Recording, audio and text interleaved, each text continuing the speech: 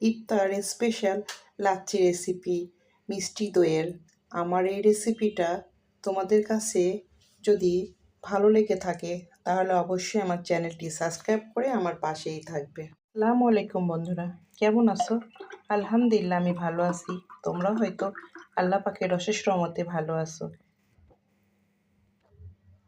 আমি আজকে তৈরি করেছি মিষ্টি দইয়ের 2 রকম লাচ্ছি রেসিপি। আমার এই রেসিপিটা তোমাদের কাছে যদি ভালো লেগে থাকে তাহলে অবশ্যই একটি লাইক, একটি কমেন্ট, একটি শেয়ার করবে।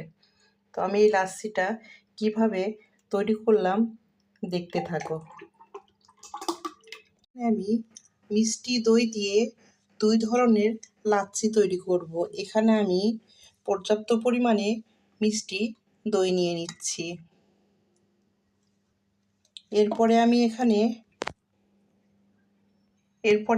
এখানে পরিমাণ মতো চিনি দিয়ে নিব।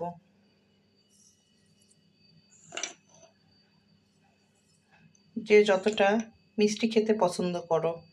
এরপরে আমি এখানে কিছুটা লেবুর রস ব্যবহার করব।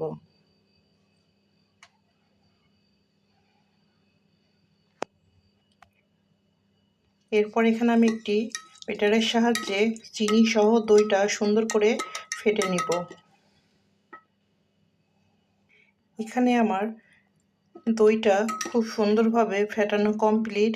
এরপরে আমি এখানে পরিমাণ মতো ঠান্ডা পানি ব্যবহার করছি। পানিটা দেওয়ার পরে আমি আরও কিছুক্ষণ ফেটে নেব।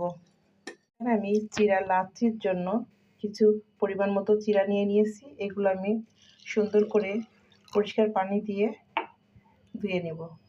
এখানে চিরাটা আমি পরিষ্কার করে নিয়েছি। এরপরে পর্যাপ্ত পরিমাণে পানিতে আমি চিরাটা 15 মিনিটের জন্য ভিজিয়ে রাখবো।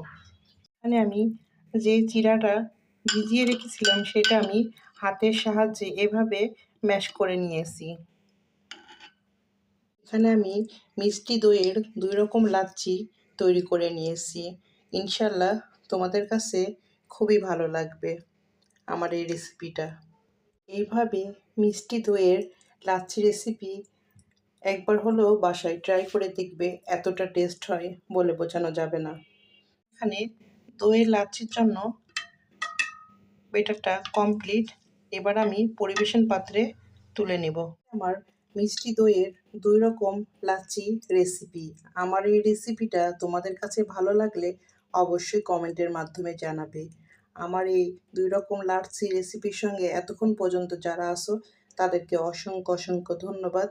অনেক ভালোবাসা রইল তোমাদের জন্য। আল্লাহ হাফেজ। আসসালামু আলাইকুম।